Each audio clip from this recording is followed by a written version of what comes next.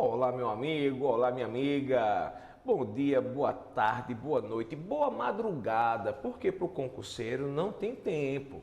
Todo tempo é tempo de produção de estudos, certo? Porque você tem que perseguir o seu sonho. Porque realizar o seu sonho é o nosso objetivo. Vamos para a aula? É isso aí. Vamos para a parte 3 sobre aspectos culturais de Pernambuco, senhoritas e cavalheiros.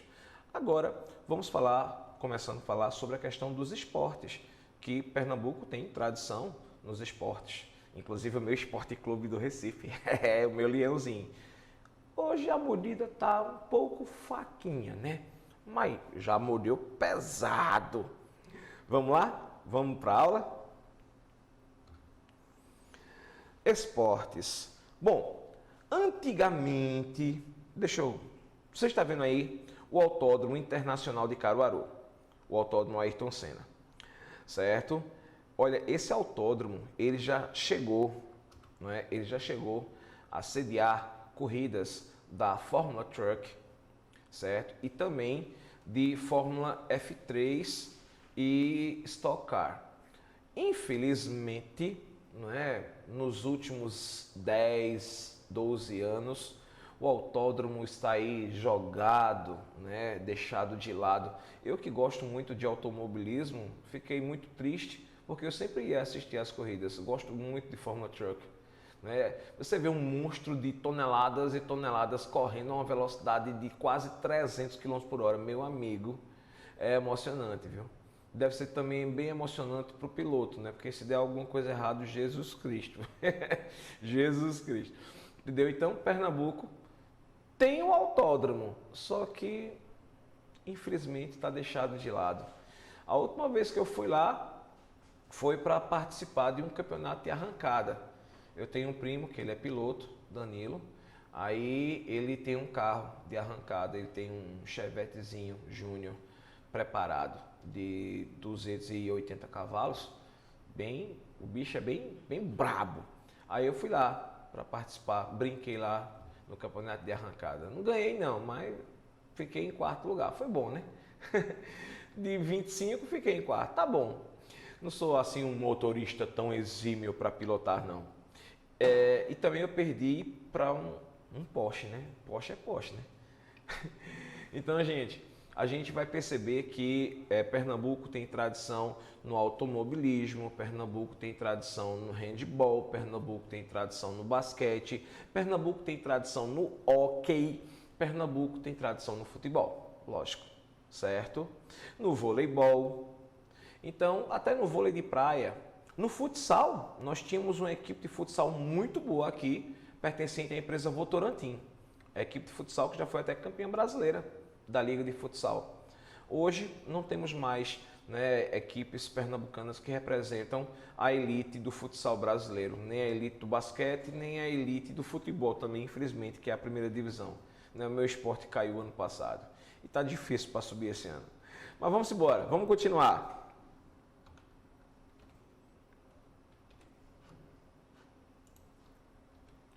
O esporte mais popular no estado de Pernambuco, com certeza, é o futebol. Pernambuco é o líder entre os estados do Norte e Nordeste no ranking da CBF, sendo o segundo colocado a Bahia e o terceiro colocado o Ceará. Pernambuco é também o estado do Norte e Nordeste que mais se destaca em outras modalidades esportivas. É o segundo estado brasileiro em número de títulos nacionais de hóquei, tanto no campeonato masculino quanto no feminino, atrás somente de São Paulo. E o Esporte Clube do Recife, um dos dois únicos clubes brasileiros a conquistar o Campeonato Sul-Americano de Hóquei, a Copa América de Hóquei. Somente Esporte e o Sertãozinho conquistaram esse título. E é o único estado fora do Centro-Sul com título brasileiro e sul-americano de basquete, obtidos pela equipe feminina do Esporte Clube do Recife nos anos de 2013 e 2014. Como ocorreu em outros estados brasileiros, o futebol em Pernambuco também foi introduzido por um brasileiro que estudou na Europa, no caso o pernambucano Guilherme de Aquino Fonseca. E justamente o senhor Guilherme de Aquino Fonseca é o fundador do meu glorioso Esporte Clube do Recife. Embaixo de um pé de saputizeiro, criou-se o Esporte Clube do Recife. Eita, chega, me emociono. O Sport é um dos principais clubes esportivos de Pernambuco. Na foto você está vendo a Ilha do Retiro, sede oficial da agremiação e único estádio do Norte-Nordeste que sediou o jogo da Copa de 1950. Pois é, a primeira Copa do Mundo aqui no Brasil, em 1950, o estádio da Ilha do Retiro foi sede de eventos. Filho de João Aquino Fonseca e Maria Eugênia Regadas de Aquino Fonseca, Guilherme foi estudar na Inglaterra e aos 13 anos de idade no Hilton Law School, onde aprendeu a técnica do jogo. Em 1903, ao voltar para o Recife e fascinado pelo esporte, resolveu fundar um clube onde se praticasse o futebol, o cricket, o rugby e o tênis. Trouxe da Inglaterra o material e os apetrechos necessários para a prática desses esportes, porém teve que enfrentar muitas dificuldades. Na época, já existiam dois clubes esportivos na cidade, o Internacional e o Náutico. Nenhum dos dois, no entanto, oferecia atividades para prática do futebol e dessas outras atividades, certo? O Internacional, originário de um clube de regatas, limitava-se à realização de bailes e jogos de carta. O Náutico, por sua vez, fundado em 7 de abril de 1901 e dedicado exclusivamente a esportes aquáticos, como o remo, praticamente não tinha competições por falta de concorrentes. Guilherme fez em várias tentativas com os dirigentes do Náutico para que o clube aderisse ao futebol, mas havia um grupo contrário que afirmava não ser o futebol um esporte, mas sim uma troca de pontapés. Ele recorreu então aos funcionários de uma firma inglesa, a Great Western, que costumavam jogar bola nos fins de semana em suas casas, conseguindo realizar alguns jogos em campos improvisados no bairro do Derby, também chamado Campina do Derby. Em 1904, reunindo 11 jogadores, ele conseguiu disputar uma partida experimental com o time da Great Western. No dia 13 de maio do ano seguinte, fundou, oficialmente o Esporte Clube do Recife. Eita, meu leão! Vamos, meu leão! O Náutico, clube famosíssimo do nosso amado estado de Pernambuco, que tem nos aflitos a sua sede, né? O Aldemar da Costa Carvalho é a Ilha do Retiro. O aflito é o Eládio de Barros Carvalho, certo? E o arrudão é José do Rego Maciel, né? Um antigo governador do estado de Pernambuco, prefeito do Recife e pai do falecido Marco Maciel, certo, meus amigos e minhas amigas? Porém, né, o Náutico até há alguns anos jogava na Arena Pernambuco com exclusividade, que quase quebrou o Náutico. Por quê? Porque para abrir a arena requer vamos supor, uma bilheteria muito alta para não dar prejuízo. E, assim, nós sabemos que a torcida do Náutico não é grandiosa como a do Sport do Santa Cruz. É uma torcida mais elitizada, não é isso? Então, é aquela torcida que não vai muito a campo. Só vai mais a campo aquele apaixonado, aquele aficionado. Aquele que torce pelo Náutico, mas é mais aristocrático, senta na sua bela casa, com sua bela televisão, no seu belo ar-condicionado e vai assistir o jogo pelos canais de assinatura, certo? Então, o Náutico quase se deu mal com a Arena Pernambuco, que, venhamos e convenhamos, né? É um campo maravilhoso, mas para manter aquela estrutura é muita grana, certo? Continuando. Recife foi uma das 6 sedes da Copa do Mundo de 1950, única do Norte-Nordeste. Na capital pernambucana ocorreu uma partida no estado da Ilha do Retiro entre Chile e Estados Unidos, com a vitória dos chilenos por 5-2. Recife também foi uma das sedes da Copa do Mundo da FIFA 2014. O Campeonato Pernambucano de Futebol é um dos principais torneios estaduais do país. É disputado desde 1915, tendo como campeão sempre um time da capital. Olha, isso aqui foi feito, né? Esse slide eu fiz, desculpa aí a torcida do Salgueiro, tá bom? Esse slide eu fiz já há um tempinho.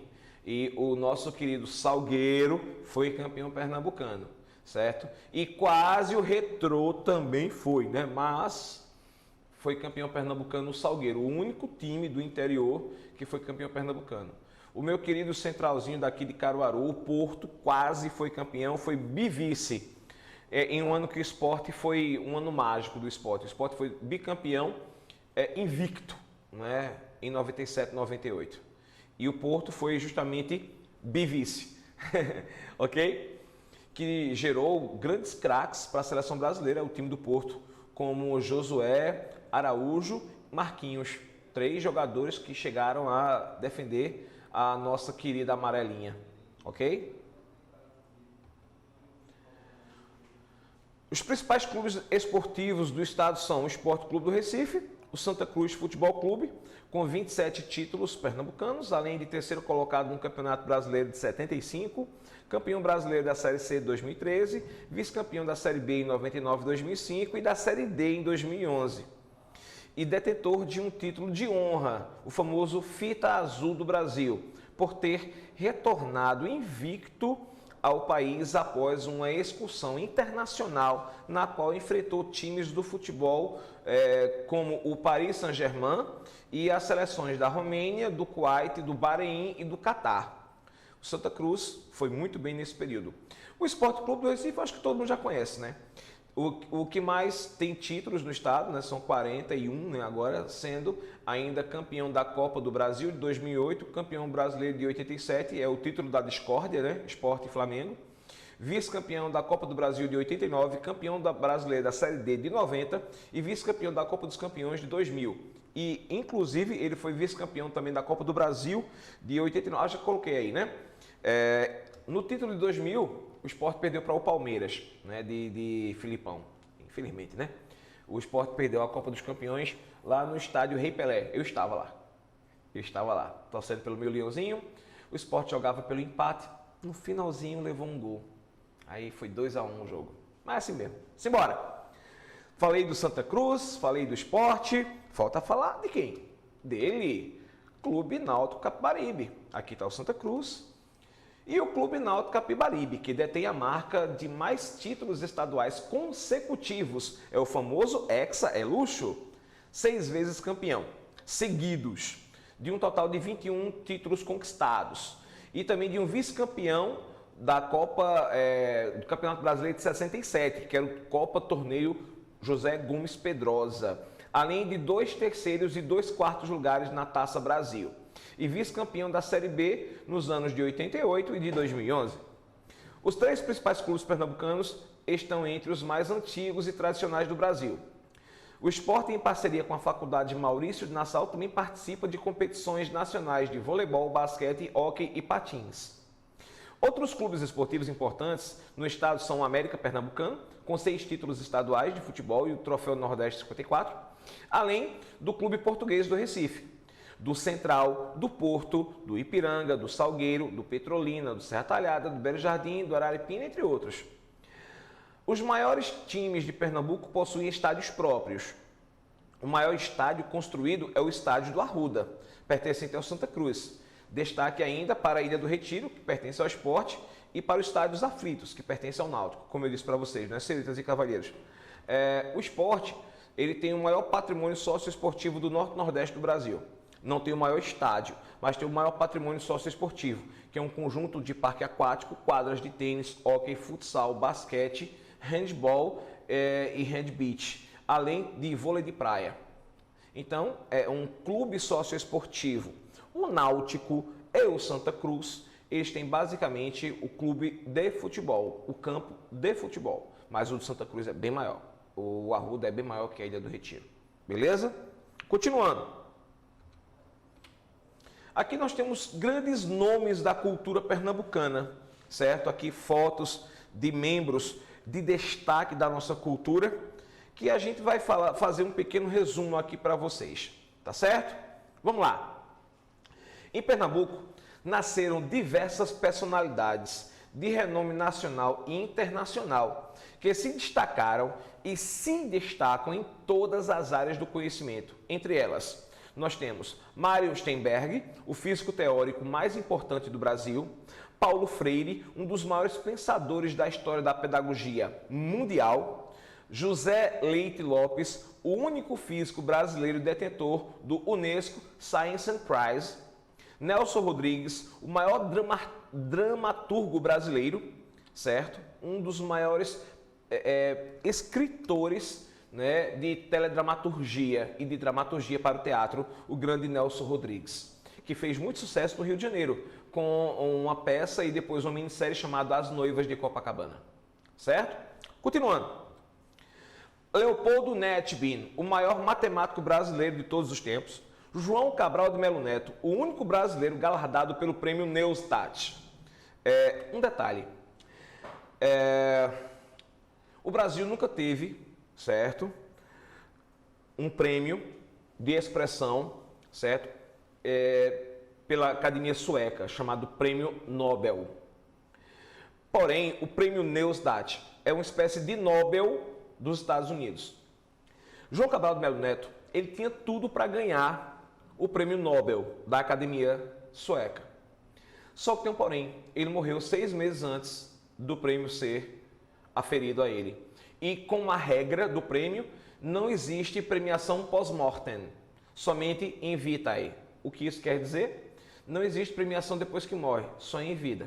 Porque o prêmio, além do título do Nobel, você também, a pessoa que ganha recebe um prêmio em dinheiro de $1 milhão, certo? Então, o Brasil teria o seu primeiro prêmio Nobel, só que ele faleceu 6 meses antes da premiação, não é isso?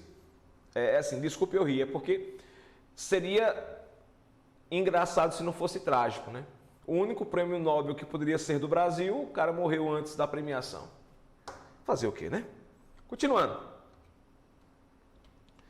Corrêa Picanso, fundador da primeira escola de medicina do Brasil. Manuel Bandeira, autor do poema Abre Alas, da Semana de Arte Moderna de São Paulo, o MASP, do Museu de Arte Moderna de São Paulo. Josué de Castro, cientista de grande renome internacional, um dos mais importantes geógrafos da história da geografia moderna. Gilberto Freire, um dos mais importantes sociólogos do século XX. Paulo Rebenboim, o único matemático brasileiro com o verbete de The MacTutor, certo? Daquela faculdadezinha pequenininha lá dos Estados Unidos, uma tal de Harvard. Cardeal Arcoverde, o primeiro cardeal da América Latina. José Hermílio de Moraes, engenheiro fundador do Grupo Votorantim. Lembra daquela empresa Votorantim que eu disse que tinha futsal? Muito bem, era do senhor José Hermílio de Moraes. Norbert Odebrecht, engenheiro fundador da organização Odebrecht. Antônio de Queiroz Galvão, engenheiro fundador do Grupo Queiroz Galvão. Frei Caneca, Frei José Luiz Henrique Cascudo Durão, também chamado de Frei Caneca, líder e mártir da Confederação do Equador. Araújo Lima, regente do Império Brasileiro. General Abreu e Lima, um dos líderes das guerras de independência da América Espanhola. Na América Espanhola. Aí aqui você tem nas ciências humanas, nas ciências exatas e biológicas, né? Você vai ter aqui na música, nas ciências, nas artes plásticas, no design, nos esportes. Porém, você pode pegar a nossa apostila e pode ver esses principais nomes. Os principais eu já coloquei aí para vocês.